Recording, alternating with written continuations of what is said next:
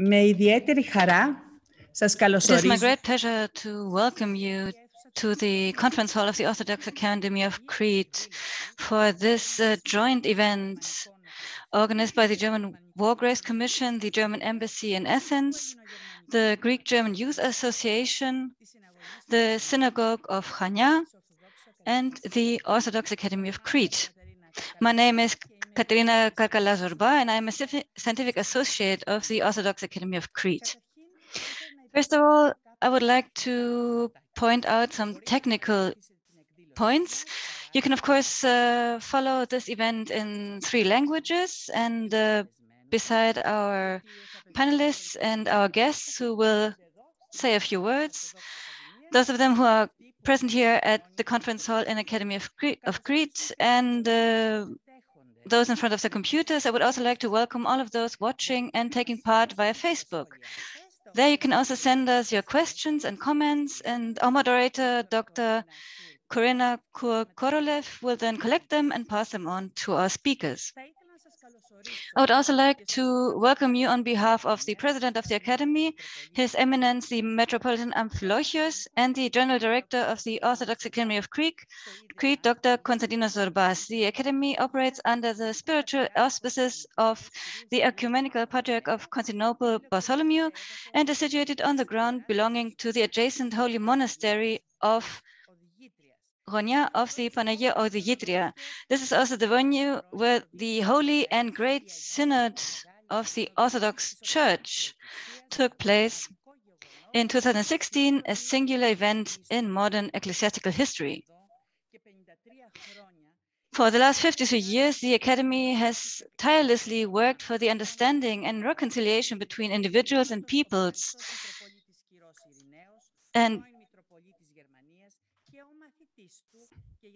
the founders of the foundation, the late Metropolitan Irenaeus, former Metropolitan of Germany, and a student for 40 years, General Director of the AOC, Dr. Alexander Papadros, who will also take the floor later. During all these years, and with the help of many people, both in Greece and abroad, the Academy developed into an international conference and meeting center based on dialogue and communication between people.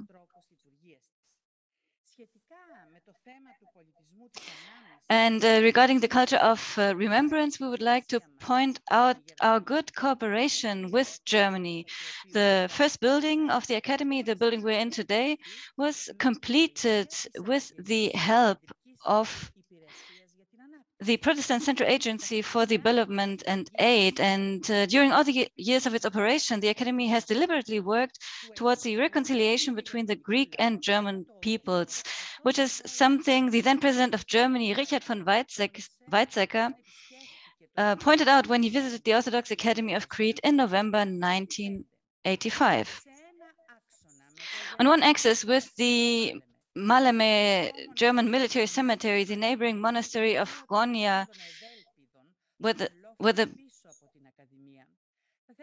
and the memorial to the fallen Greek cadets on the hill behind the Academy, we would today like to be ambassadors of culture of peace, dialogue, and reconciliation.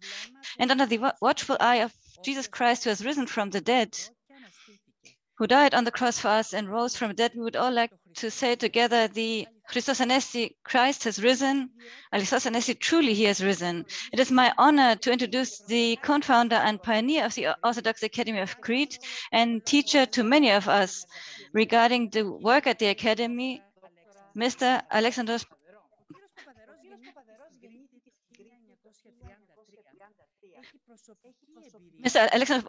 Papadros was born on Crete in 1933. He experienced the occupation of Crete as a young child and has been honored by the Greek state for his participation in the resistance as a messenger.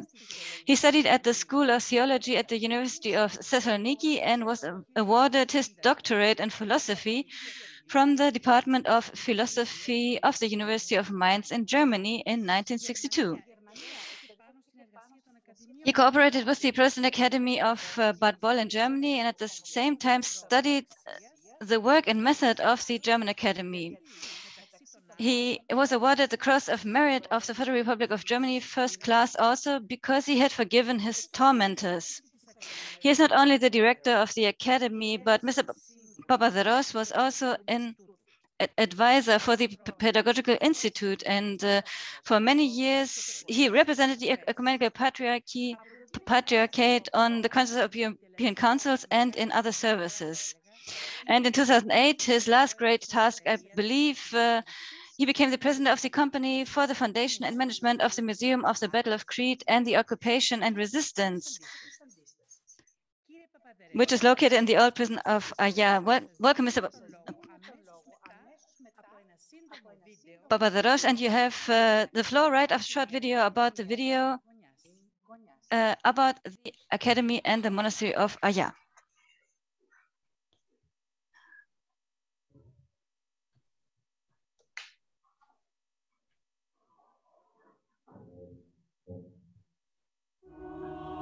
Im Nordwesten Kretas, wo vor 80 Jahren die zerstörerische Schlacht um Kreta stattgefunden hat, liegt heute die Orthodoxe Akademie von Kreta.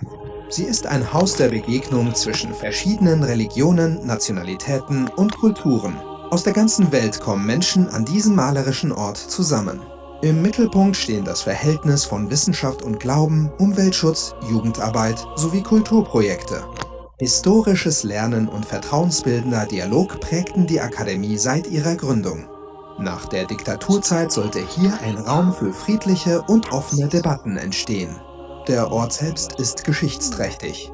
Das benachbarte Kloster von Gonia wurde über die Jahrhunderte mehrfach attackiert und zuletzt beim deutschen Angriff 1941 bombardiert. Von hier aus leisteten griechische Kadetten und die Mönche Widerstand. Es kam in der Region zu schweren Übergriffen auf die Zivilbevölkerung.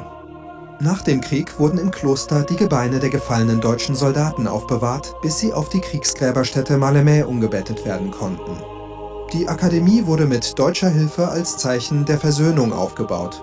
Die persönlichen Begegnungen an diesem Ort ermöglichten erste wichtige Schritte der Wiederannäherung.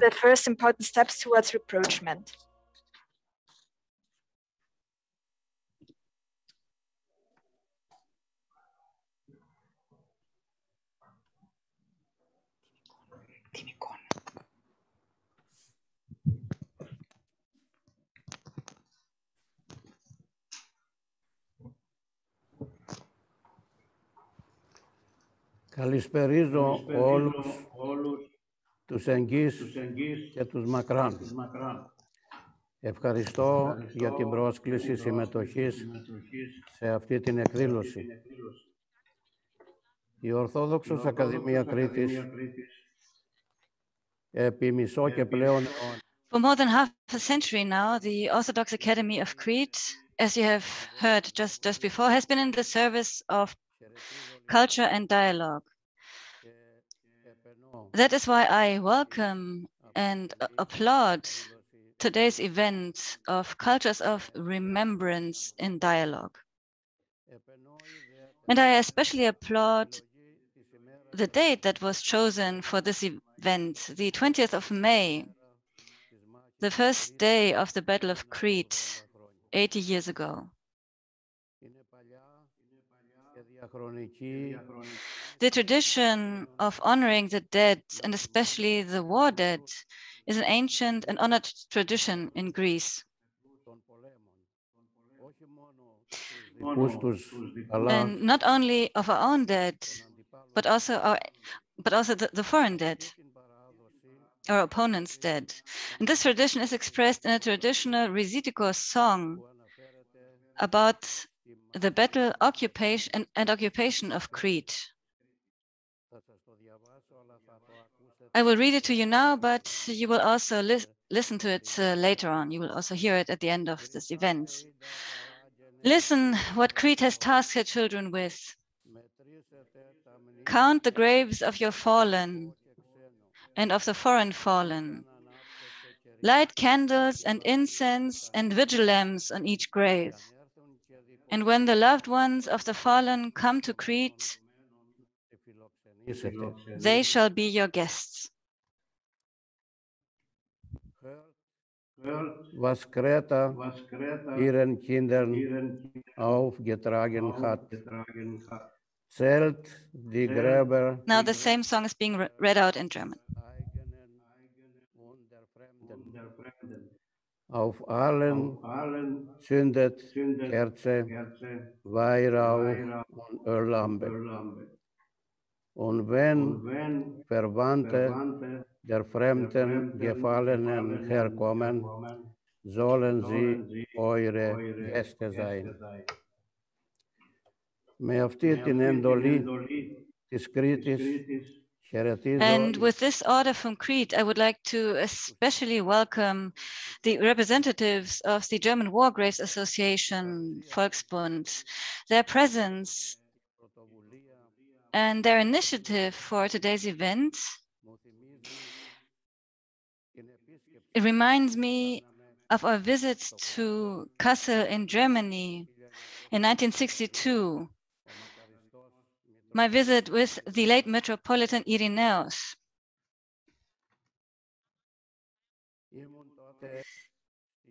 I was then in Germany as an assistant professor at the School of Philosophy at the University of Mainz.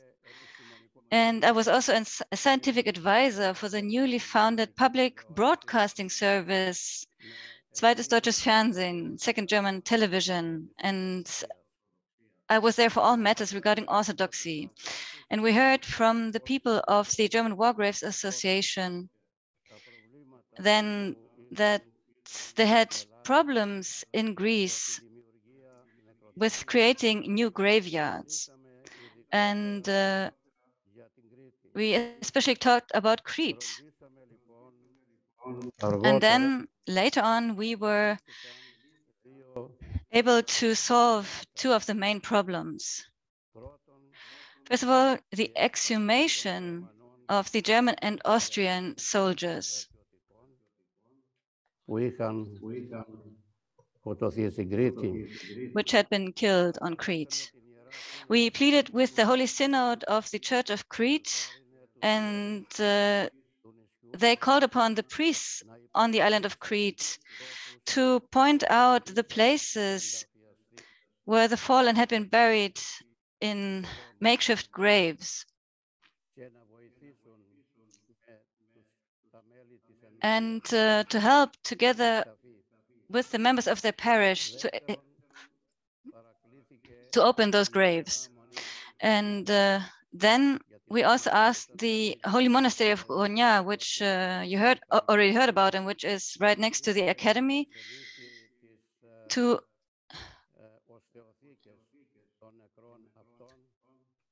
host the bones of the dead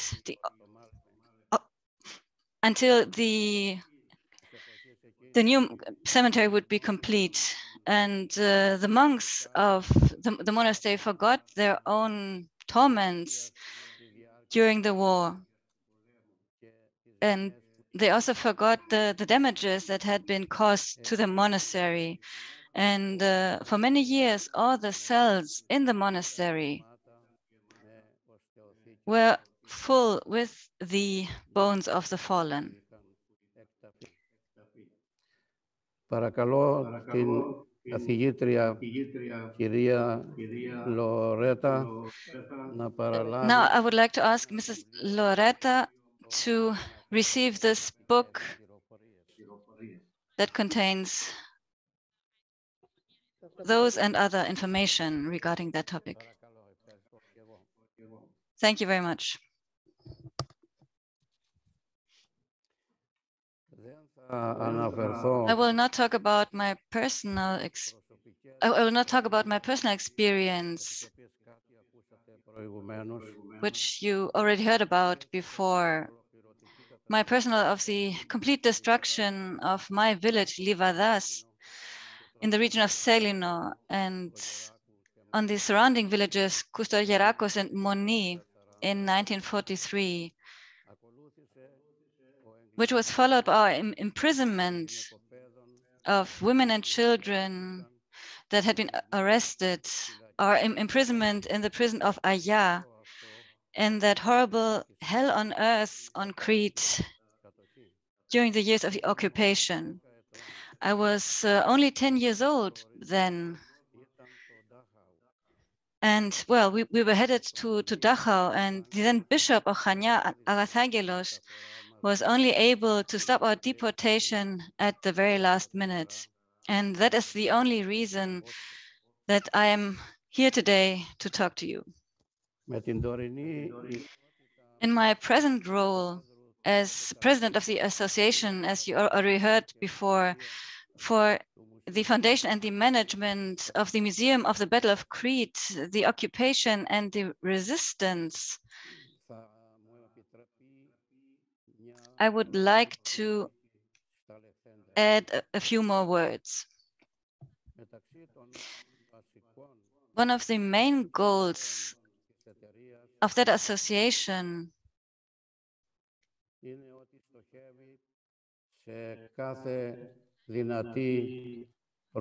also to try and deepen the reconciliation between all of the peoples involved in the Second World War through different actions and events, which I'm not going into detail with today.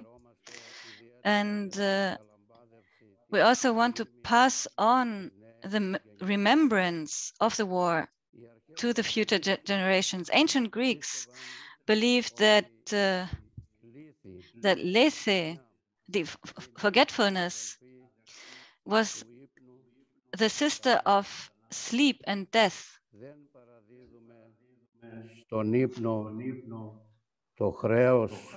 But of course, we do not want to forget the burden that had been laid upon us, and we don't want to forget what we have to do. We don't want to give death to the younger generation. And that is why it is so important that the young people, that the youth of all of our peoples learn from the past so that they do not repeat the same crimes, the crimes of war. Thank you very much.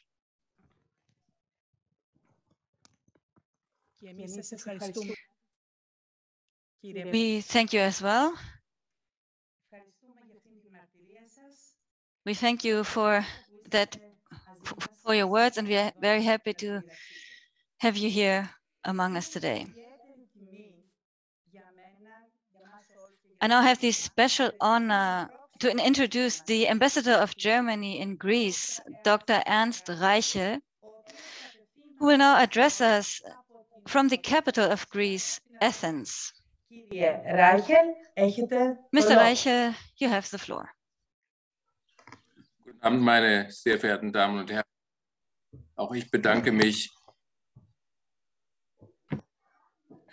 Good evening, ladies and gentlemen. I also want to thank you for being invited to this important event. And this day, or these days, mark the 80th anniversary of the beginning of the German occupation of Crete. The battle for Crete claimed many thousands of lives, including many members of the civilian population, and the German occupiers committed terrible atrocities and war crimes on Crete, persecuted members of the Jewish communities, destroyed entire villages, and murdered their inhabitants. The memory of this still fills us Germans with shame and sadness today. It is a reminder for peace and the mandate to create a basis for a better future through continuous remembrance. Es erfüllt mich mit Dankbarkeit, dass schon wenige Jahre It fills me with gratitude that already a few years after the war, individual personalities on Crete met the Germans with generous gestures of reconciliation that paved the way for today's cooperation. An die schon geschilderte. I am thinking here, for example, about the initiatives of the Bishop of the Diocese of Kiev, Samos and Celino Irenos, that was already mentioned, which enabled the German War Grave Commission as early as 1960 to recover the mortal remains of thousands of fallen German soldiers from scattered field graves and provisional burial grounds from all over Crete, and to transfer them to the monastery of Gonia. The Orthodox Academy of Crete, where we are meeting today virtually, is therefore not only an ecumenical meeting and conference place, but also a symbolic place of the generosity of the people of Crete towards the former occupiers. I thank the Orthodox Academy for its hospitality and for its consistent support of the dialogue between Greece and Germany that has been going on for decades. Today, Germany and Greece are connected in many ways as partners in the EU and NATO.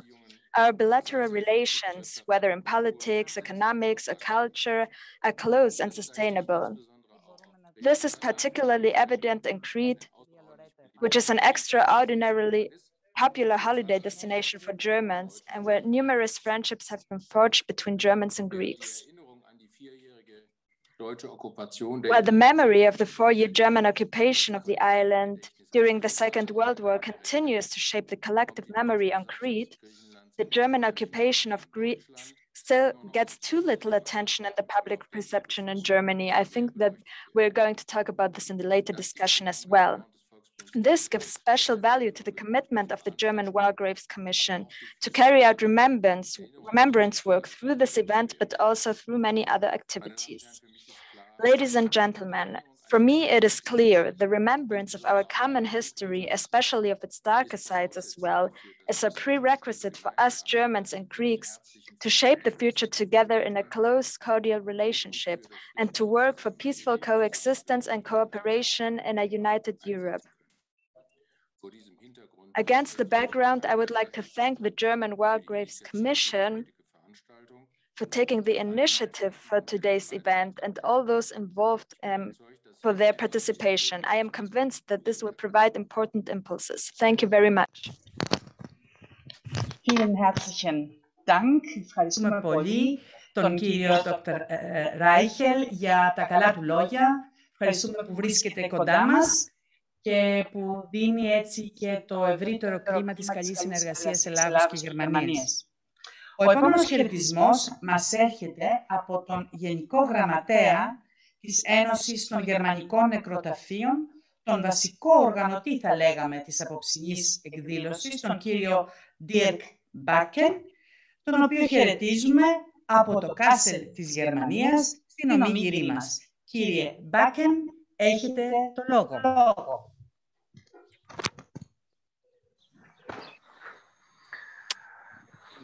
Ja, sehr geehrter Herr Dr. Papaderos, sehr geehrter Herr Botschafter und alle lieben Mitwirkenden aus nah und fern. Es ist jetzt 28 Jahre her. Dear Dr. Papaderos, dear ambassadors, dear participants from near and far, it is now 28 years since I first visited Crete. Und damals war ich Student. At that time, I was a student An der Führungsakademie der at the German Armed Forces Command and Staff College. Sie, Frau Professor de Where Libero. you, dear Professor de Libero, teach today. Unsere Gruppe, sie bestand aus. Our group consisted of about a dozen young officers, Dabei war auch including my Greek comrade and friend, General the latter Apostolos Likodimos. Lieutenant General Apostolos Likodimos. Und unser Lehrer, war ein Stabsoffizier. Our teacher was a staff officer of the Paratroopers in Germany. Und neben den vielen, natürlich sehr schönen Momenten während dieser Besides Reise, many unforgettable, beautiful moments during this trip and many interesting visits, we were of course also involved with history and visited the Malema war grave site.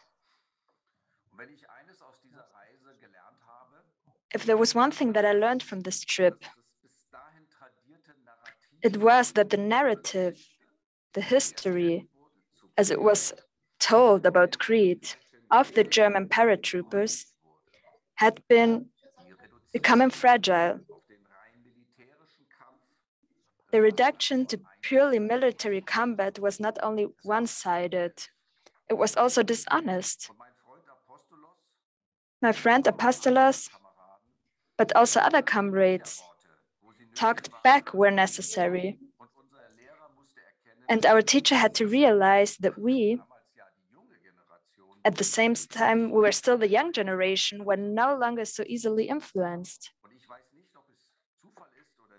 I don't know if it's coincidence or not, but this morning, I found a message in my email from Dr. Konstantinos Kosmas of the Center of Modern Greece in Berlin.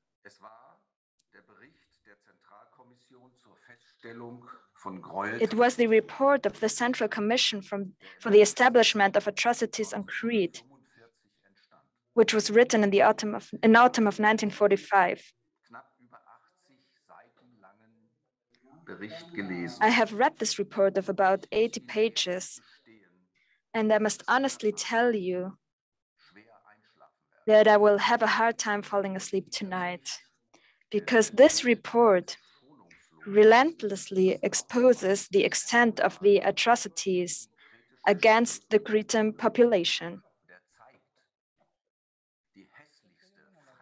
It shows the ugliest face of war, the dehumanization of the German soldiers, and the loss of the last bit of what could still be called civilization. Die deutschen Gefallenen the fallen in Malema, the German fallen, despite their deaths, also experienced a small amount of mercy. They either did not have to see or even perform these terrible things because they fell at the very beginning of the battles, or they did not have to carry the horror with them into a survival after the war.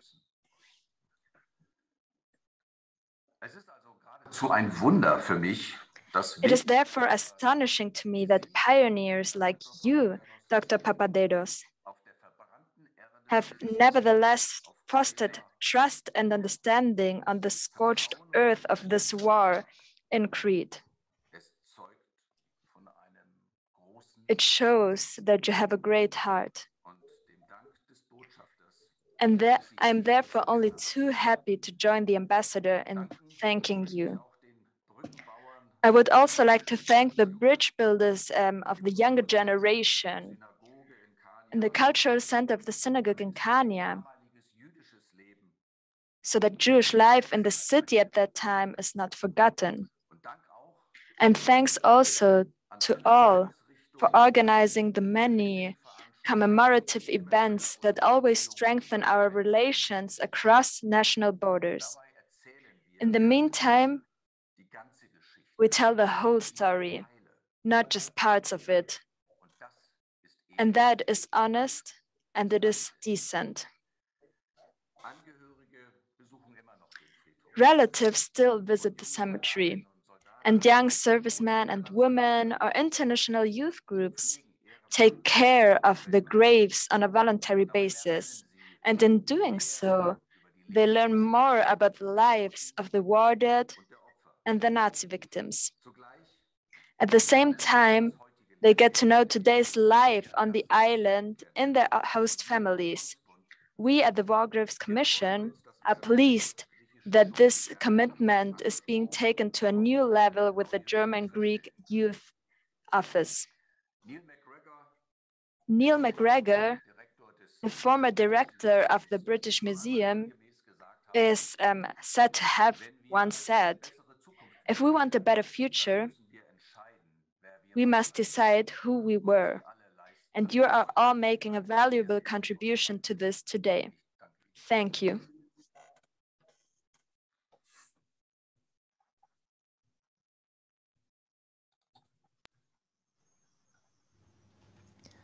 Ja, sehr verehrte liebe Anwesende hier an der Orthodoxen Akademie, es sind nicht sehr viele, und vor allem zu Hause an den Bildschirmen, in den Büros an den Bildschirmen. Vielen Dank, Frau Dr. Kakala-Sorba, für die freundliche Einführung und die Organisation dieser ziemlich technisch sehr aufwendigen Veranstaltung. Vielen Dank, Herrn Dr. Papadeiros, für seine interessanten Worte. Vielen Dank, Herrn Dr. Reichel, dem Botschafter der Bundesrepublik Deutschland, für sein Grußwort. Und vielen Dank, Thank you very much for your words of introduction. Thank you to all of you for this clear words that you have found. Ich bin Historikerin, im Moment tätig am I am working at the center in Potsdam, and in the last year, I have been working at the exhibition at the Malema war grave site. My task this evening will be to lead our discussion on the topic. The topic is Remembering the War Dead, Cultures of Remembrance and Conversation. And to be clear from the beginning, we will not be talking about military history. Today, we will be talking about the complicated consequences of war. We are interested in the traumas of war, the questions of remembrance, and the different memories of the historical events. Crete is a theater of war where many nationalities met. Greeks, British, New Zealanders, Australians, and on the other side also Germans, Austrians, and Italians fought there. And the memories and interpretations are correspondingly diverse. Today, we have a round in which we can shed a light on the many perspectives. We will talk about the potential for conflict that lies within, but also about the opportunities for understanding beyond the lines of conflict. I would like to briefly introduce our discussants. Dr. Anna Maria Drombucki will start with an opening statement in a moment. She is from Berlin and she's a specialist on the issues of the German occupation in Greece. Her dissertation that she wrote in Athens is about the politics of memory in Greece and Germany. At the university in Berlin, she led the contemporary witness project, Occupation Memories. Now she's a staff member of the Selma Sternzentrum in Berlin and works on a project about the Shoah in Greece. And on my left side, so here present in Crete, we have Professor Loredana Di Libero. She represents in this panel the German War Grave Committee, and she studied ancient history, classical archaeology, and Latin philology. Professor Di Libero wrote her dissertation on political practices in the late Roman Republic and her habilitation on archaic tyranny. Her main research interests are legal and constitutional history, cultural history, and military history from antiquity to recent times. The last book that she published in 2014 deals on the German armed forces in Afghanistan. And she also is a professor at the University of Potsdam, but teaches and researches primarily at the German Armed Forces Command and Staff College in Hamburg. And my third guest that can be here despite of his work, and we're very happy about this, is the filmmaker Vicky Abelaki. She has been working intensively on questions of memory, on the occupation, on the German occupation on the island. She has been doing that for several years, and she has made a very impressive film with the title Flowers Fade Early. And in this film, contemporary witnesses talk about the massacre of Kakopetros. And finally, it is also our great pleasure to have the filmmaker Michael Havas with us today. He grew up in New Zealand and graduated from the Film Academy in Prague. He became interested in Crete as early as the 1970s.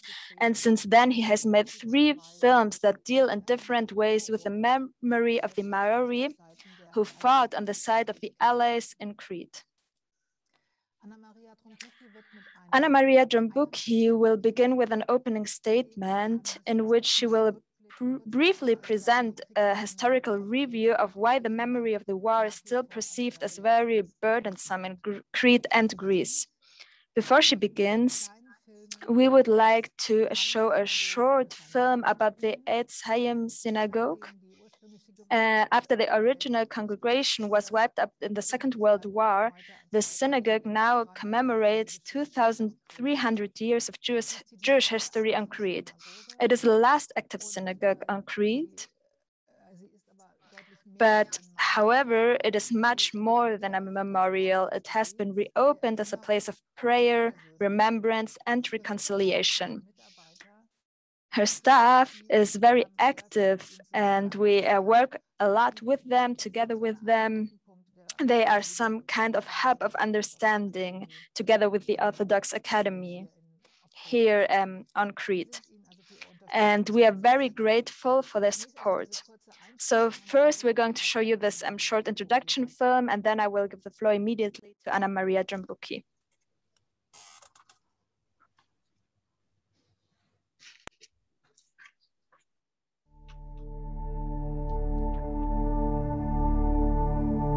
Η συναγωγή Εξχαγήμ είναι το τελευταίο κατάλοιπο της εβραϊκής παρουσίας στην Κρήτη, η οποία παρουσία χρονολογείται από τον 3ο αιώνα π.Χ.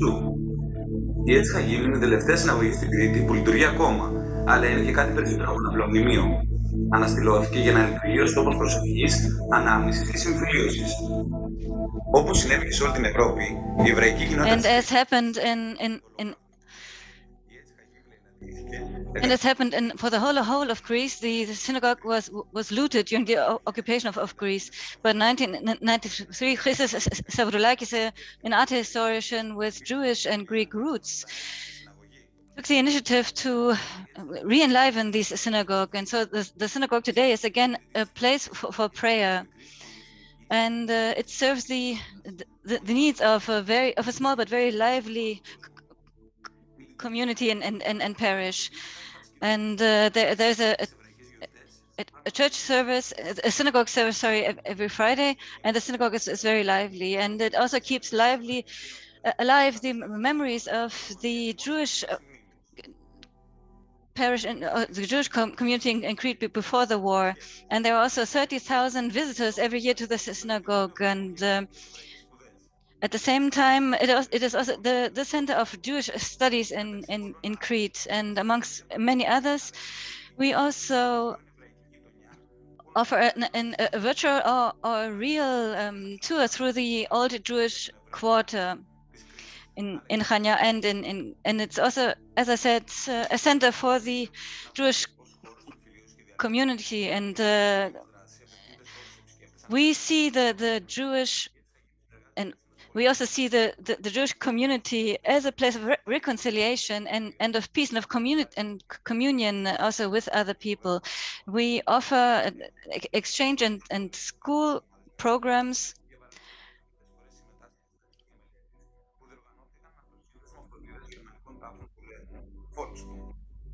And we also work together with the Volksbund Association for German War Graves. And today we are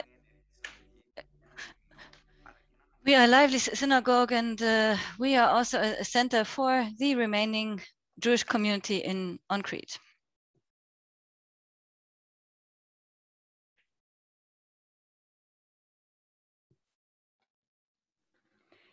Ja, vielen Dank für die Einführung und für die nette Einladung. Und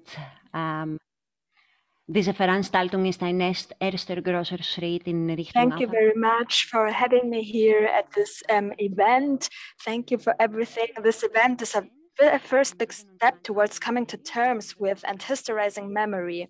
After the conquest of Athens on 27th April 1941, only Crete remained free territory, and it was a key position for the war in the Mediterranean Sea. As such, it was a significant target for the Germans and made up the decisive part of the German intervention in Greece. On 20th May 1941, some 15,000 German paratroopers attacked Crete from the air. This was the largest airborne operation in history up to that time, and they were supported by about 14,000 mountain troopers. And the Germans were far superior in terms of numbers of aircraft and other military technology, but were ultimately only able to conquer the island at a very high loss of life and equipment. During the invasion, about 3,300 soldiers lost their lives, and part of these losses were due to Greek civilians taking up arms and being called into partisan groups to defend their villages.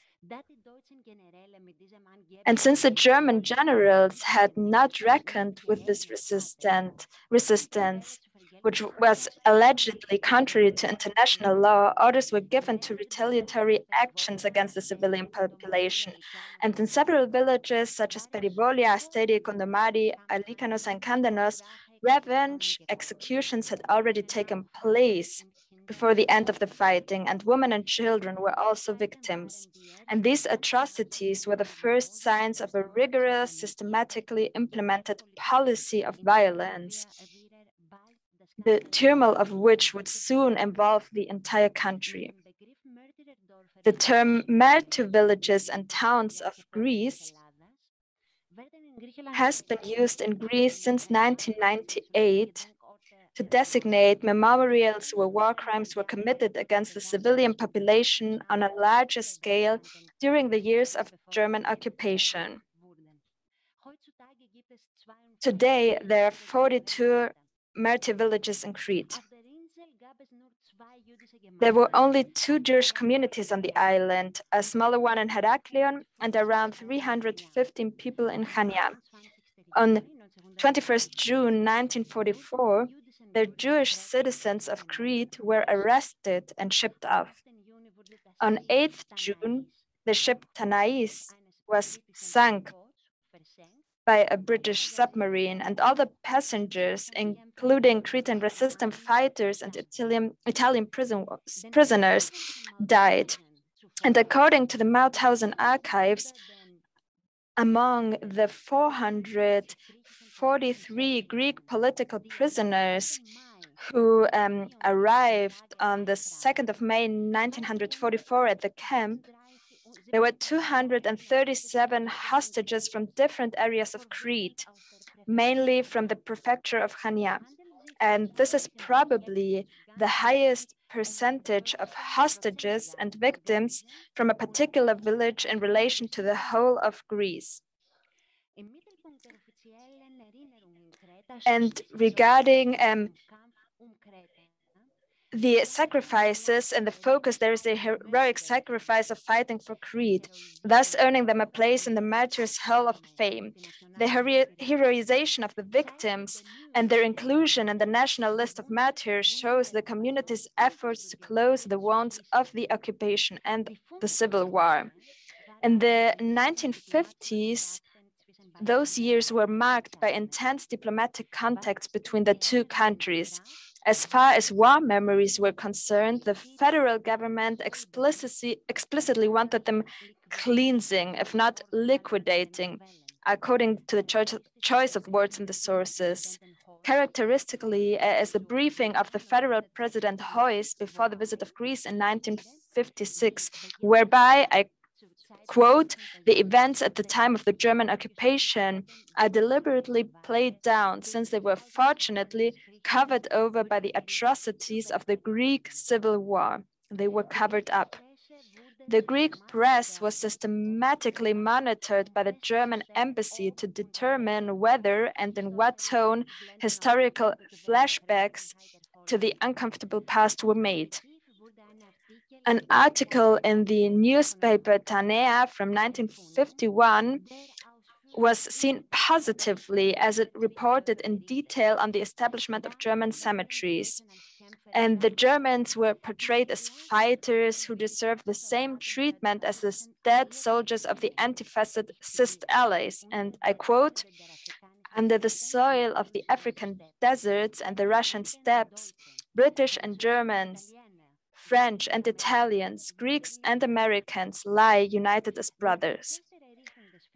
The process of building the Malema cemetery began in 1958.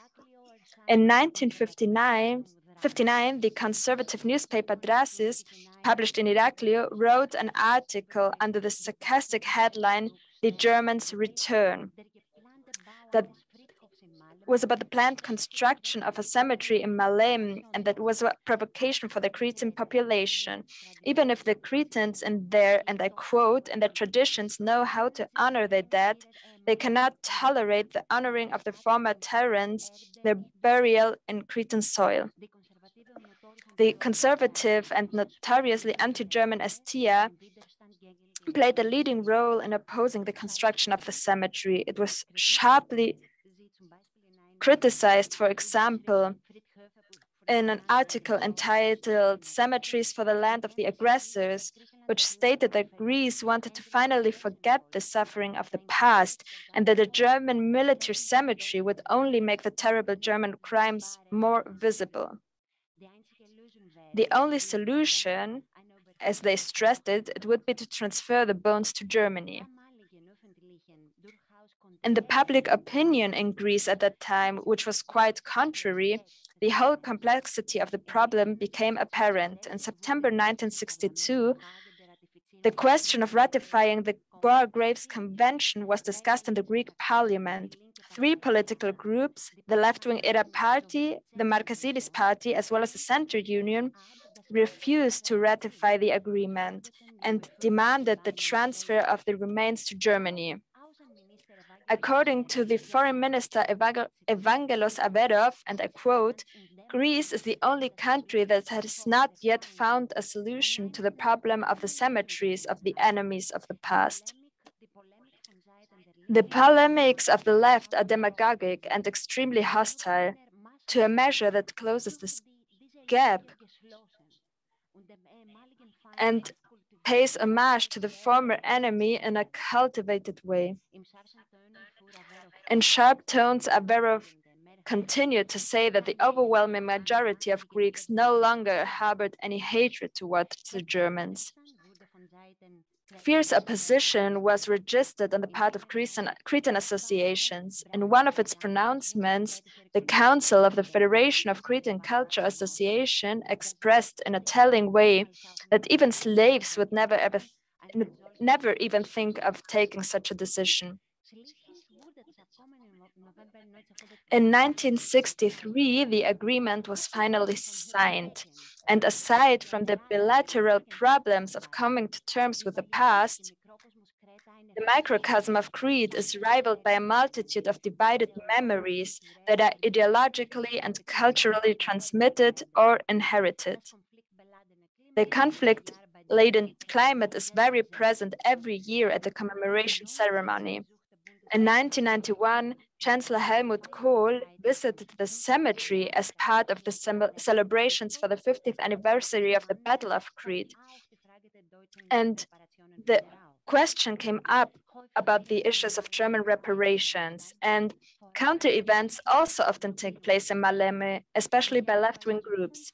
In 2005, 70 activists from Germany and Greece prevented the participation of war veterans and paratroopers in the Battle of Crete events. The Battle of Crete represents one of the most important events in the island's memory culture. It seems that the painful past has not been overcome. However, there is a public ignorance in Germany about the crimes of the German occupation. It is one of the oddities of German post-war history that little attention has been paid to the crimes in the historical, legal, and political reappraisal of the dictatorship, and that they have therefore hardly been in the consciousness of the German public. War crimes, such as those committed in Oradour in France or Lidice in the Czech Republic, have achieved a certain degree of being known, but the massacre of Cortiatis, Distomo, Candanos, Calavrita, Cerdilia, Condomari, Liniades, Vianos, they are unknown. Both countries did not do enough to come to terms with the occupation period. On the one hand, the public in Germany was hardly informed about what happened, and on the other hand, the time of the occupation was not taught either in schools nor at universities in Greece. And for the past 6 years, the topic of the occupation of Greece has been taken on a new and ever-growing in the academic level. During his visit to the martyred village of Liniades in Greece in 2014, Federal President Joachim Gauck said, "I am ashamed that democratic Germany, even as it came to terms with its past step by step, knew and learned so little about German guilt towards the Greeks." After the visit of Joachim Gauck, there was a financial basis created for various projects of remembrance work. At this University of Berlin, there has been a project going on between German and Greek universities that is called Memories of the Occupation in Greece. And the project, the German School Remembers, is also very important. Pupils confront their school history during a historical difficult period, the National Socialism and the German occupation in Greece. Today's joint discussion is also very important, and it's a very important initiative. And I want to thank you very much for your participation and your patience. Thank you very much. Thank you very much, Anna Maria Drumpuke. This was a very clear summary.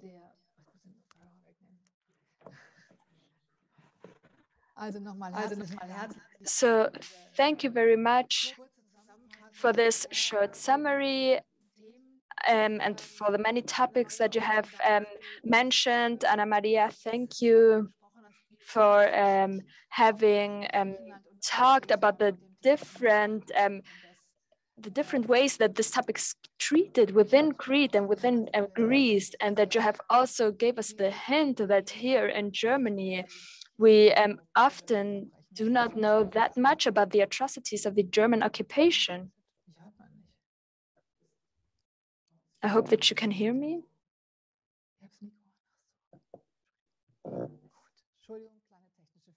Okay, there was just a small technical problem, sorry. So regarding the question, why do we do not know that much here in Germany? When we remember and the culture of remembrance, we do not know that much about what happened in Greece. And when I started working on this topic, I noticed it, and I hope that we can get some information on about why the culture of remembrance has so many gaps in this aspect.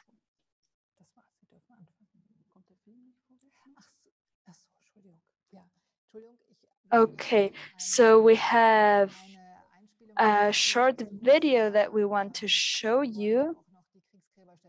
It is about the cemetery of Malema that we want to show you. So we're going to show you this video before we start.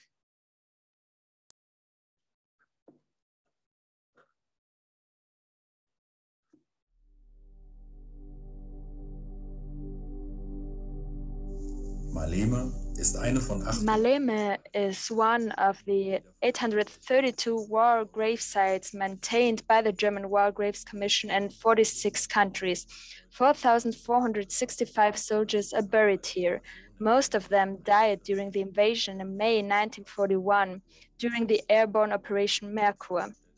The war grave site and the historic site is a place of mourning and remembrance that only exists thanks to Cretan support. It is also a reminder of the terrible regime of the German occupation forces and the suffering of the population. The new permanent exhibition, which the War Graves Commission is about to open, takes this into account by explaining the military events, but focusing on the presentation of the crimes of occupation. It is trilingual and multi-perspective. It shows the course of the war and the occupation period from the perspective of the soldier, of all parties, the resistance fighters, and also the civilians. The focus is on biographies. Today, the war grave site is a place of remembrance and learning. The exhibition therefore also takes a critical look at its origins in the 1970s, its former use as so-called cemetery of honor, and builds a bridge to the peace work of the War Graves Commission today.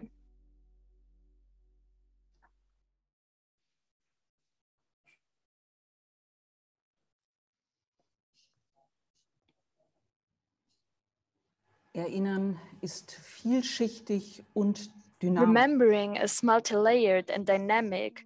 Remembering means experiencing what you have experienced in your own and also what you have experienced in the past. And this multi-layerism of processes of remembering can also be found on the gravesite in Malema. And this multi-layerism can be seen. It is, but it's also hidden somehow. There are many layers within it. And the oldest layer of this, of remembering, goes back to the time after war. There were many people that were within this generation and that experienced this military breakdown, this bankruptcy of the Germans, and they were not able, many of these people were not able and did not want to face their own role within National Socialism and within the Second World War. And that's why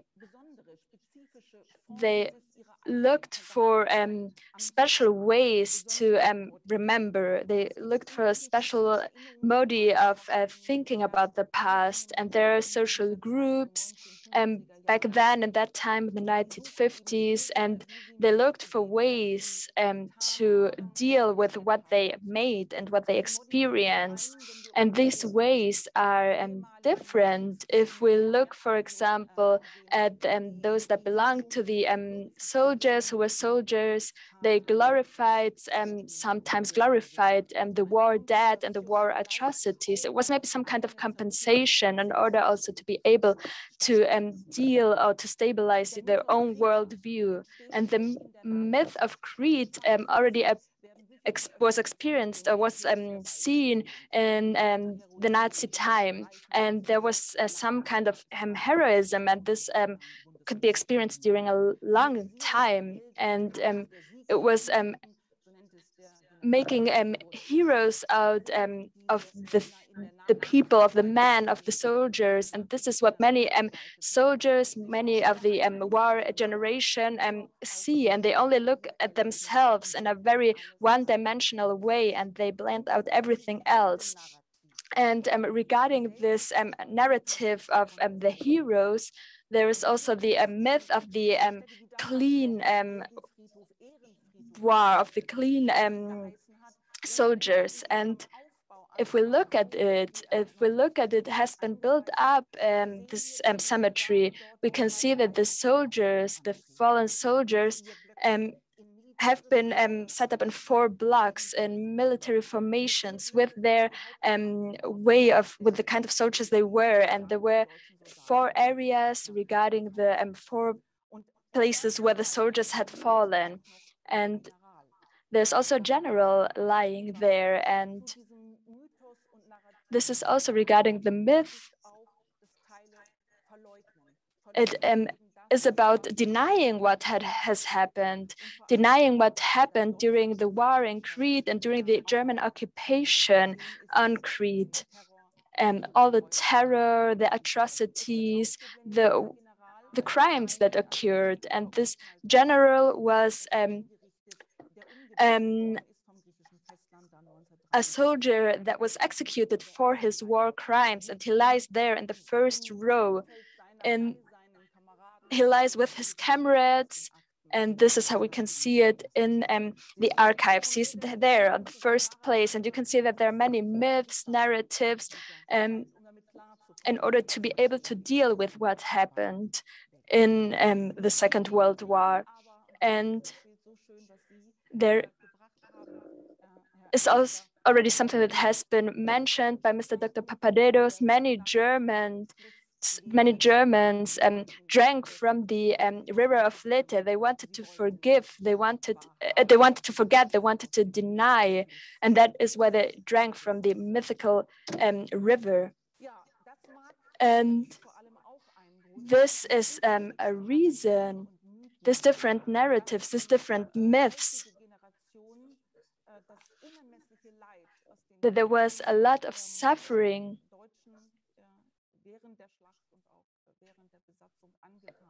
within the Crete population, and this is not present.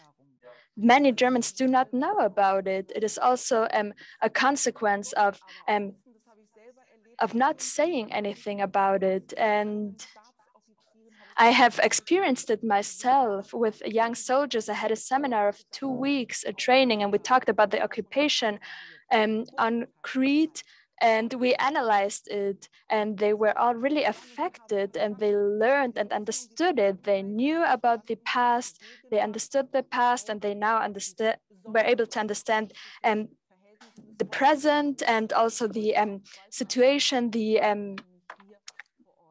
and I'm very happy to have them here on site. And the younger generation wants to know about it. They want to stop being silent about it. And this is very interesting.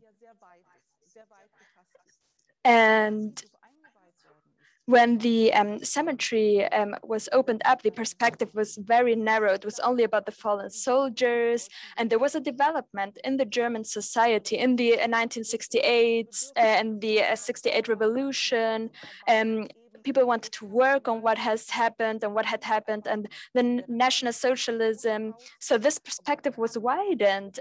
Also the Holocaust, other groups that were victims, the resistance, from the 1980s, the 1990s. This was very intensive. This was discussed in a very controversial way. And now it is also about the Germans, about German occupation. What does German occupation mean, or what did it mean back then for the people during the Second World War? And the German committee is facing this burden now. How can we face all these layers of remembering that we have on the cemetery, this soldier cemetery, our exposition? These are all small parts, and everything changes, of course, and there were always debates in society that the German committee has faced, and we want to have multi-layered perspective on this, and we want to have all the parties of the war, and especially the victims. We want to hear their voices, and we want to hear them in a multilingual way, in a multi-perspective way, in German, in Greek, and the allies. We want to see the biographies. We want to see what happened, and we want to see what their fates were, and we want to see this also as a challenge to take the steps towards a common German Greek remembrance culture. Thank you very much.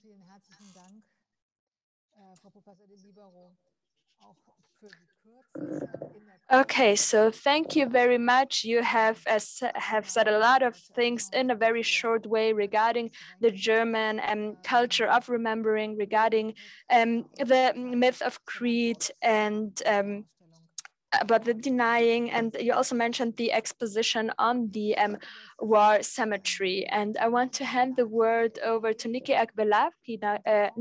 Abelaki right now. She will also talk about compensation, heroes, narrative, silence, denying. She works with all these topics in her films, and we want to listen to her right now. Vicky, what would you say? How would you describe the traumas on the island? And what would you wish for the future of Crete and for the people in Crete? Thank you very much. I will do this in Greek because it is easier for me to express myself in Greek language.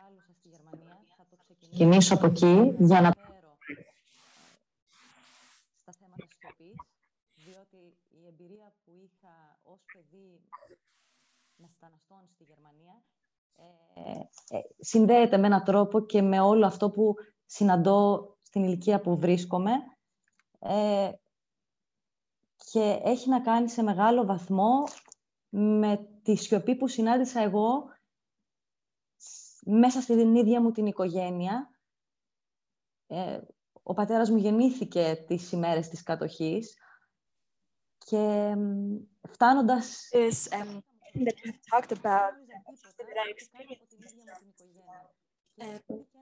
I have also experienced the silence within my own family because my father during the time of occupation. He was born in that time. And when I was 10 years old, I didn't know anything about the history of my own family. And the question arose, I am from Crete, and I didn't know anything about what happened on my island, on an island that I have visited many times.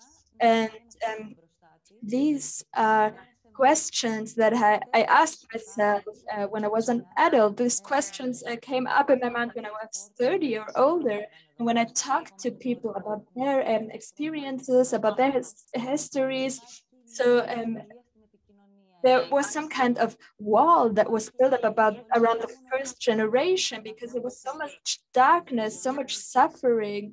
There were black crosses at the doors, and you can still see them today. At every door you can see a black cross, and there is a difficulty in communication.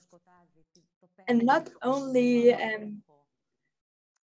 regarding the fact that the generations that experienced the things that happened, it is difficult for them to tell the younger generations what happened. And it's also the other way around. The younger generations, for them, it is difficult to experience this grieving, this dark clothes, this suffering. So there's some kind of communication problem on both sides.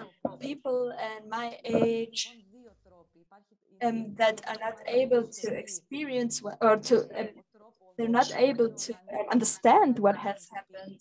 And we have the opportunities right now. We have the media, the possibilities to communicate, and there are two possibilities right now. There's, of course, the possibility to be silent, and of course, there's always this problem that you might open up some wounds, because if you meet these older people at their homes, it is difficult to share this experiences. So there has to be some kind of trust, of course, but these are valuable experiences, and we have to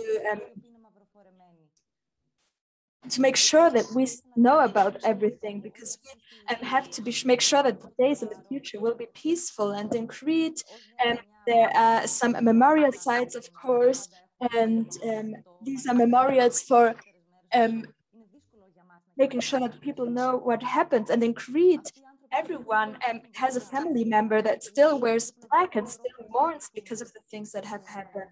And I want to share this other people from my generation, because we have to look in the future with open eyes, and we want to experience better days, and we want to have a brighter future. And that is why sometimes for us it is difficult to look back, but for those who have experienced it is more difficult to look to the future. So there has to be some kind of possibility to encounter. And I grew up in Germany. I lived through a very nice childhood. I had good teachers. I remember my childhood in a very positive way here in Germany. And after everything that I have done, I asked myself right now, what has happened? Why? Or how can we create a dialogue between silence and between the open arms that we want to offer those people? It is not easy, of course, and that is why we're making films, documentaries, that is why books are being written, that is why there are museums, that is why we want to talk to people. People go to school, they go to museums, and of course they watch also documentaries. And for example, today I was approached by a school in Crete that experienced a lot of deaths back then in the 1940s. And there were 31 dead people back then during these times. And they called me and they told me that in the school, they are going to show the documentary film that I have made. They want to show it to the younger generation so that silence is stopped and is being broken. And the older people, the older generation sees that people are starting to open up, and they're opening up towards a generation that is respectfully. And And maybe this gives them courage to also open up. And I also experienced that last summer many times when we made interviews. It is a documentary that can be seen on the History Channel. And we met some people, some older people that opened up and shared their experience with us. And even with 95 years, they remembered these hard times, and they remembered that life is love, and that you have to share love, even though they saw people being killed, they saw people that lost their lives, and that were experiencing really bad things, and these things happened here in Crete. And this is a very important chapter and a very big chapter, and it has to be treated with a lot of sensibility, of course, in all directions. And I think that in the next year, there will be a lot more young people that want to deal with this topic as part of history. And they have to be encouraged by us, of course, by us, by those who already deal with this topic. And I hope that we can manage that we can do that. And I want to encourage my colleagues as well to deal with these topics and to make videos of those people who are still alive, that have experienced all these atrocities, so that we can break the silence and that we can open our hearts. Und dass wir Brücken bauen müssen, und zwar Brücken nicht nur zwischen den Nationen, sondern eben auch zwischen den Generationen. Und die Brücken zwischen den Generationen baut auch Michael Havers auf eine andere Art und in einem anderen Zusammenhang. Ich würde das Wort einfach... So, thank you very much. This was very, very interesting. Thank you for telling us all this, and we're going to hand over to our next speaker.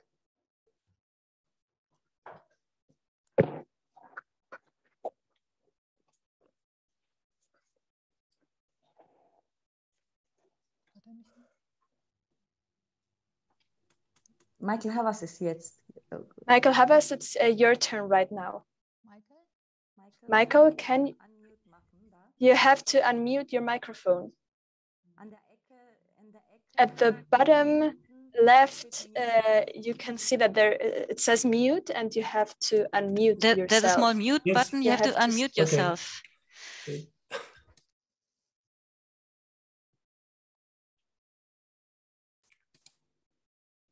Do you want me to start now? I first came to Crete 48 years ago. And if I was to talk about memory, I can think of 3 different types of memory. My memory, because I was a student, I graduated from Auckland University with an MA. I'd even done a little bit of history, a unit of history. And I came to Crete, as many people were coming in those days. It was when Matala was full of German hippies. And it was that, watching, well, first of all, I bought a book about the Battle of Crete. Now, I was amazed to realize that I knew nothing about it. I considered myself to be an educated New Zealander. And when I went to Kandanos on the way to Paleochora, I was with a Swiss girlfriend of mine, and we went into the Kafenjan, and suddenly there was, and this was 1973, and suddenly there was total silence. It was a small Kafenjan, but everybody suddenly stopped talking, and they watched us, and they were waiting to listen. What language were we going to be talking in? And of course, with my friend, we normally spoke German, but instinctively we spoke English. Whereupon the local policeman came up to us and he asked us in his Greek, and of course I didn't understand Greek at the time very much. And when I said I was a New Zealander, he just turned on his heels and he shouted to everybody, "He's a New Zealander." And suddenly from that day onwards, for the rest of the month, everywhere I went and everywhere I said I was a New Zealander, for some inexplicable reason, I was covered with hospitality. Fishermen gave me a boat to sleep on. Meals were paid for us, drinks were paid for us. And I felt so humbled by my ignorance, by my own ignorance, that I decided to make my graduation film at the Prague Film Academy on the war in Crete. The film's called Once Upon an Island. It sounds like a fairy tale, but it was because I had no political agenda. The stories that I was looking for were human stories. And by chance, I just met the right people at the right time. So I recorded some of the important people from Germany, Mr. Gericke, Alfred Gens, Manoli Patserakis. It was a labor of love. It took me about 2 years to make, but I was a student and I wasn't pressurized by editors and I wasn't pressurized by money. 2 years later, so basically that's my memory. I was ignorant and I was refreshing my own personal knowledge. 2 years later, the Maori battalion who figured in this first film through Ned Nathan, who was one of the unfortunates who didn't get off the island. He was wounded. He was taken to a village where he was badly wounded in the eye, and the doctor who was looking after him had a daughter, and eventually she used to carry the food to Ned into the cave, and they fell in love, and Ned came back after the war and took her to New Zealand. So that was one of the stories, one of the human stories. I was basically, the theme that fascinated me was the absurdity of what had happened in this cradle of civilization. And because of that, the film has a timeless quality. Fortunately, it was a student film, but because it was following the human elements, if you look at it today, it has perhaps even greater strength than it had in those days. 2 years later, the Maori battalion asked me to cover their pilgrimage cruise, and this is memory number 2. We visited all the battlefields of the Mediterranean in Greece and on Crete, of course, and Egypt, El Alamein and Tobago Gap in Tunis, Monte Cassino in Italy. And the thing was that the Maori people, they had lost 640 of their most valiant warriors, leaders of their people, of their tribes. And I hasten to add that they were all volunteers. They had all gone to war, urged by their leaders, by their paramount chiefs, to fight for civilization, to fight for the British Empire, to fight for for the king. And they would improve their social standing in New Zealand because they were still second-class citizens. At the time when they came in 1940 to Europe, 80% of the Maoris were living in the country, in rural areas. Most white New Zealanders, British stock, had not even met Maoris. They met them in the trenches. They died, they fought together, they died together, and when the Maoris went back at the end of the war, they were hoping that they were coming back to a new country and that they had achieved a new position in their society. In actual fact, they came back to the same country that they had left. And when I went to school in New Zealand in the 50s and the 60s, they were, for example, physically punished for speaking Maori in the school. So they had failed. It was not until the 70s, and this was a universal phenomenon throughout the world, Black Power movement, Martin Luther King, apartheid. When the Maoris went to play rugby in South Africa, they were given honorary white citizenship in order to be able to touch the Boer South Africans. I was the anti-Vietnam generation. We felt our Maori brothers were being humiliated. So by the time I was making the second film, there was a certain political agenda which I could feel. But there was another troubling spot, and that was that in the 70s, there was not a single Maori filmmaker. The New Zealand Film Commission was established in 1977, and today, of course, we have Taika Waititi, who won an Oscar for his film where he actually plays Hitler, which is an ironic Jojo Rabbit. It's very ironic that a Maori suddenly plays Hitler in a parody. So there I was as a New Zealander. My parents were Czechoslovak. They were refugees. My father had been in the RAF in 311 Bomber Squadron. And because of the communist putsch in 1948, we had to flee. So I was coming from a minority culture myself, and maybe that was where the empathy for the Maori people came from. I wasn't a British imperialist. I was not carrying a British standard. So I was on this boat, and this is the memory number 2. For the first time in 1977, the survivors of the battalion were on a boat together.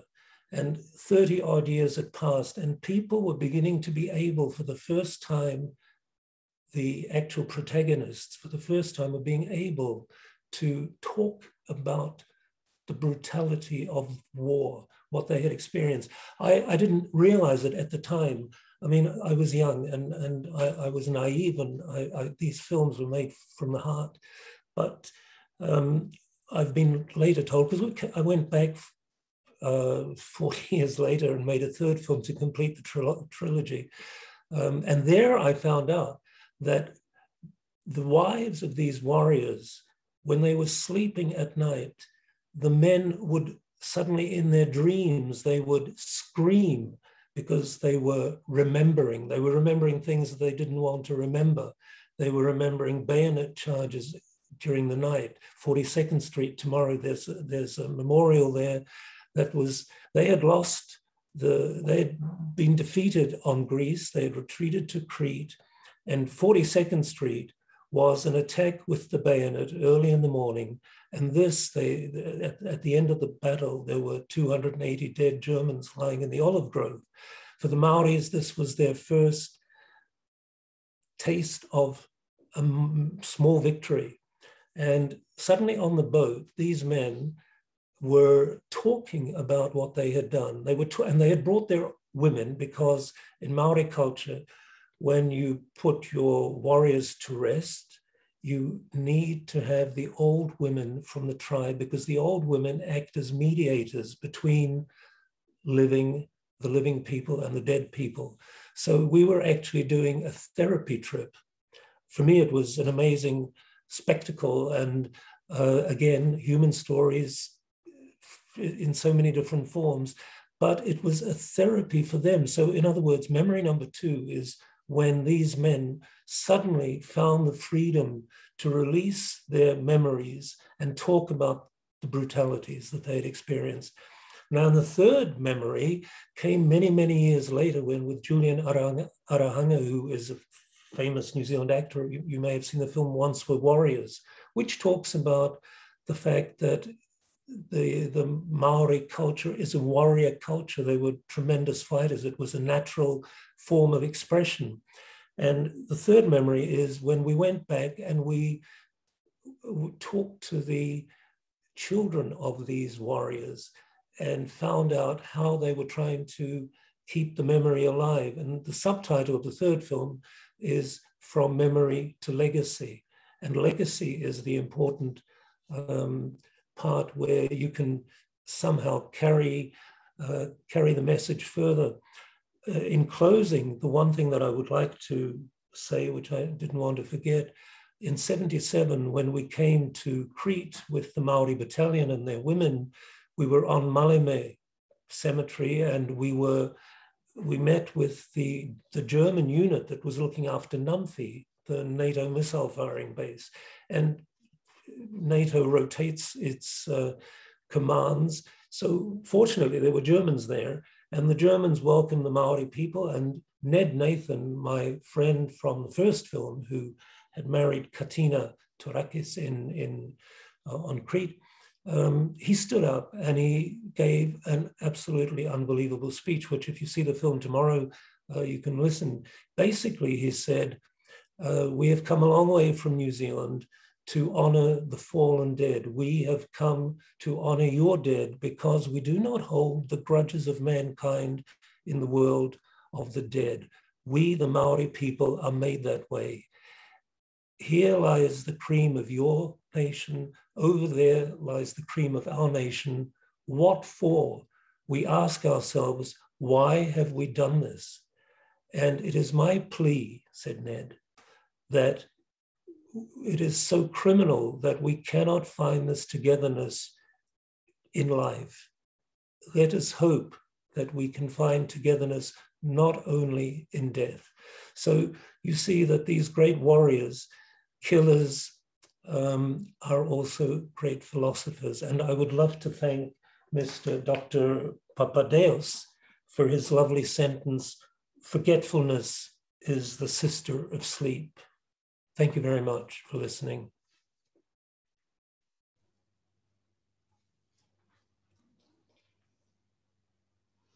Ja. Did you hear me? Vielen Dank, Michael. Wir sind schon Thank you very much, Michael. We're running out of time right now.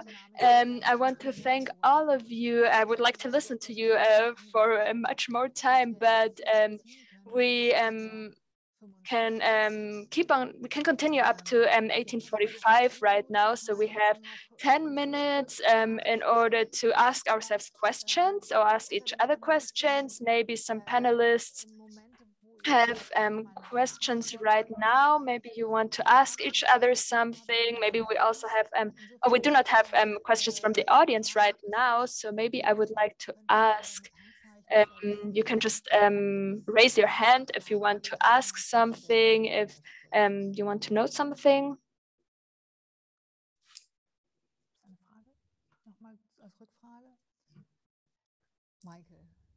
Michael. Yes, I would like to ask Anna Maria. It was very interesting to hear about how the press, the sort of extremist, either leftist or rightist press, tried to suppress the information. I still live in the Czech Republic because we are experiencing something very similar, that when Václav Havel, after the Velvet Revolution, held out his hand to the German nation and said, "Let us forget what we have done, let us become friends." The communists in the Czech Republic, and not only the communists, but the extreme right, even today, consider this as treachery, as you know, something that should never have done. So I was just intrigued to see that the same sort of phenomenon had appeared in Greece during the Civil War. Yeah, thank you very much. Thank you very much for your question. It's indeed a very complex question, and with many aspects that go not only behind, but also have a comparative and contemporary aspect. With Greece, I have the experience of Greece when the initiatives, the mutual Greek-German initiatives sometimes are the aim of both parties. I mean, the last months I have heard a lot of arguments concerning the German money that we take in order to make projects with Germany, and this comes from some far leftist organizations that complain about taking the money from the former aggressors. So this is something that is very, until today, wir sagen auf Deutsch heikel Thema. That's very hot issue that has to do with the way that we perceive ourselves and how we see, in comparison to history, ourselves today, and how we approach the past in order to make sense of it, and not, you know, polarize discussions and make some arguments that only make some headlines in the press. We have to go deep and do this common work together, and this is today what is happening.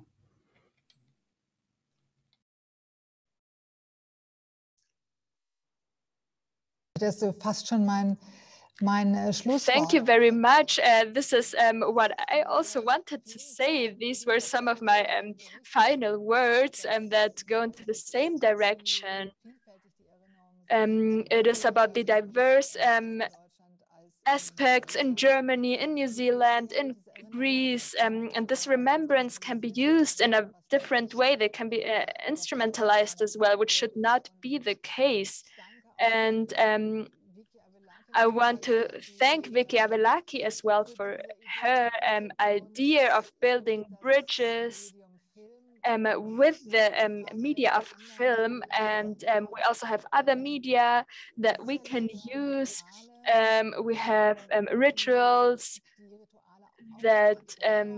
rituals, for example, at the graves, different rituals, as Michael Havas has also explained it from the Maori, how to deal with the dead.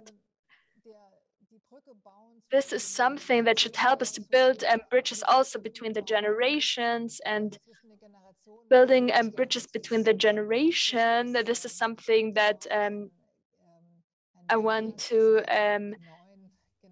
say. I want Mrs. Bickers to say something about this. He is part of the German Greek Youth Association.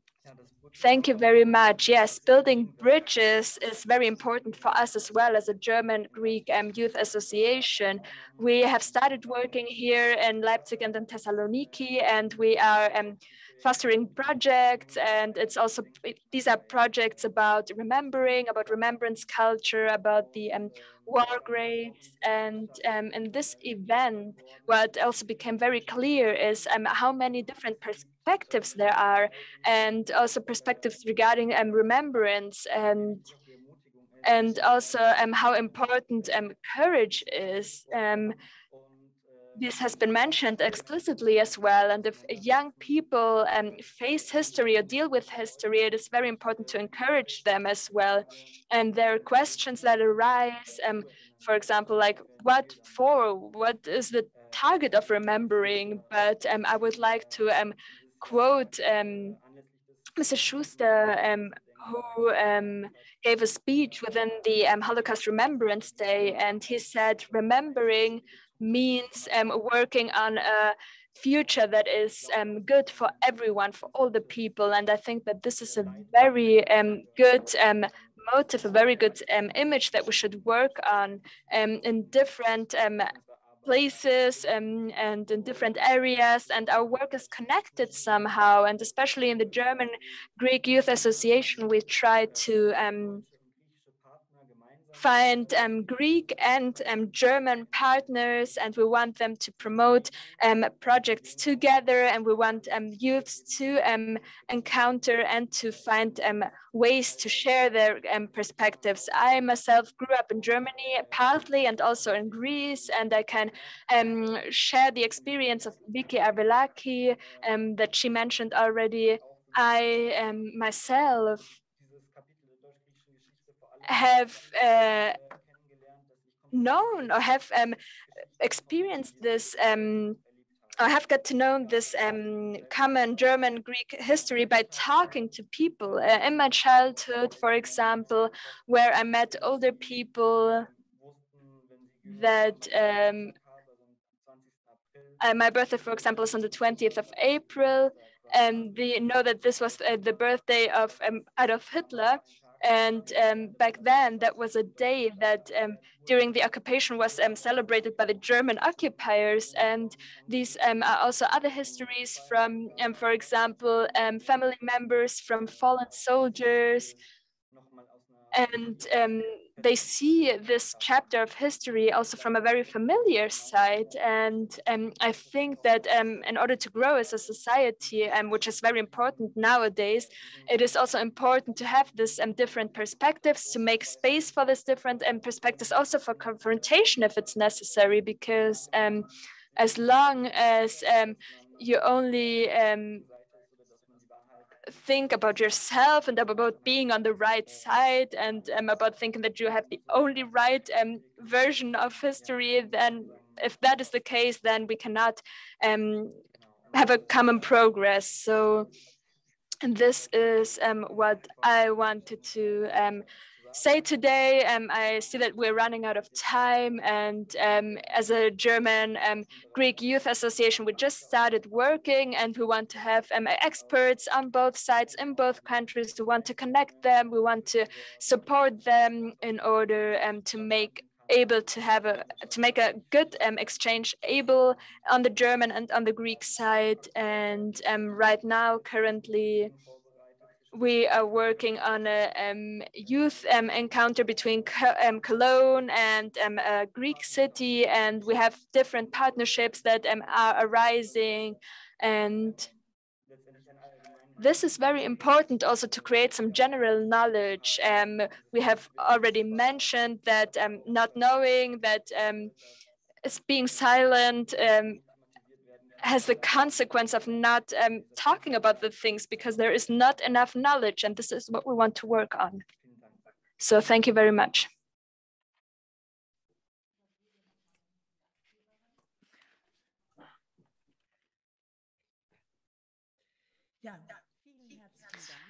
Thank you very much. I'm very sorry. I have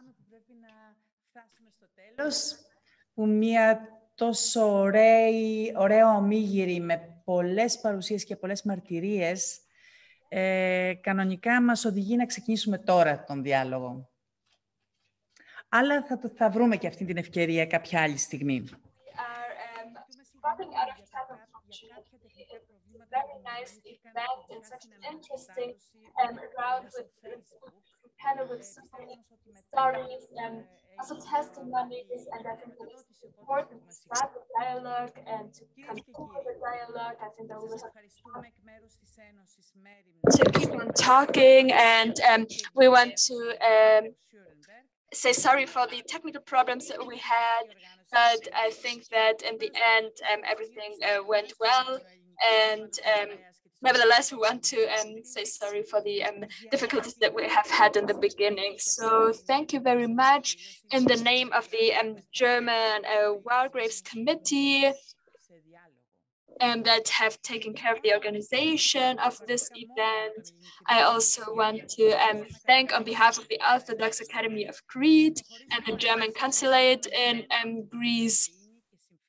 I want to thank you for the dialogue about the remembrance culture, because it is important to have an open dialogue, because only through an open dialogue it is possible that we understand each other and that we go into a common future, and that we have a friendship between our peoples and between our countries. So I want to thank all the speakers. I want to thank the hosts. It is, we have been here in this conference hall, but we some of the speakers have also been in their places in Prague, in Kassel, in Berlin, in Leipzig, etc. And I want to thank also the interpreters that have made it possible to listen to this event in 3 languages, in English, Greek, and German. And they have done simultaneous interpreting, and I want to thank all our helpers also on the technical side, those who were behind the cameras. Thank you to all the team. And we have 2 Constantinos here that I want to, they have they're celebrating tomorrow, and we're starting to celebrate today here in Greece. And I want to thank also the General Director of the Orthodox Academy, and I want to wish all the best to him as well. So please stay healthy, and I hope that we can meet live the next time on site when we have managed to diminish the danger of the pandemic. So I hope that we can meet here in the premises of the Orthodox Academy of Crete, and we want to finish this event with a song that Mr. Papadidis has already mentioned, so that we're going to finish the event in a musical way.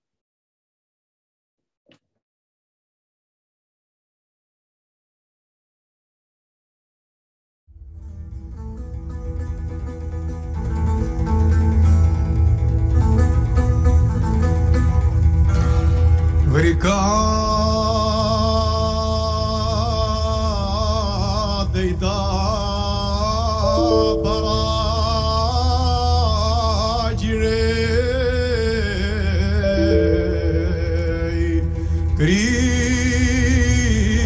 Κρήτη το παιδιότζι μετρήσετε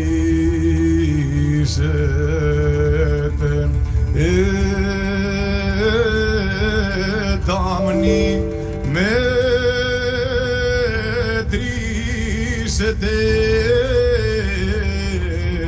τα μνήματα.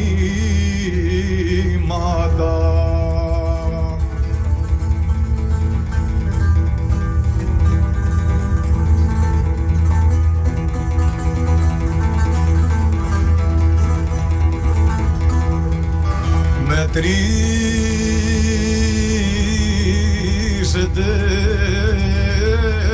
τα μνήματα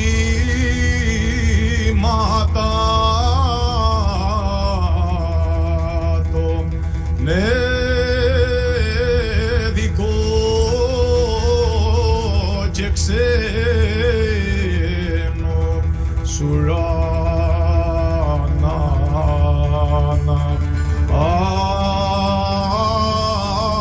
άψετε σουράνανα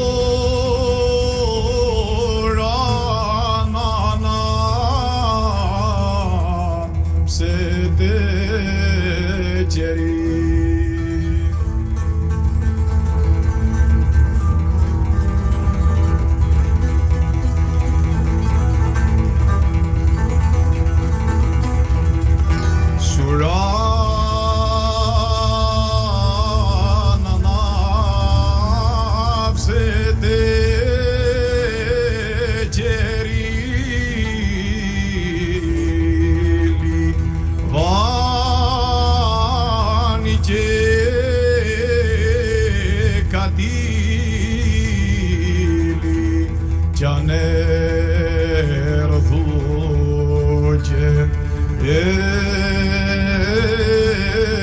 Δικό κι αν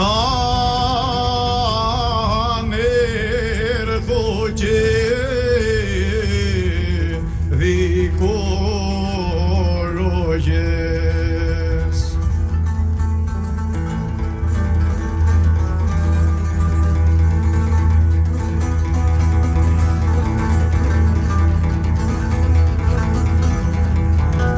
Κι αν έρθω και δικό ρογές στο ξένο σκοτωμένο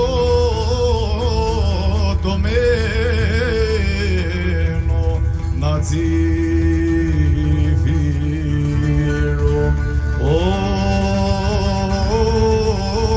ξένοι να τσιφυρώ ξενήσετε.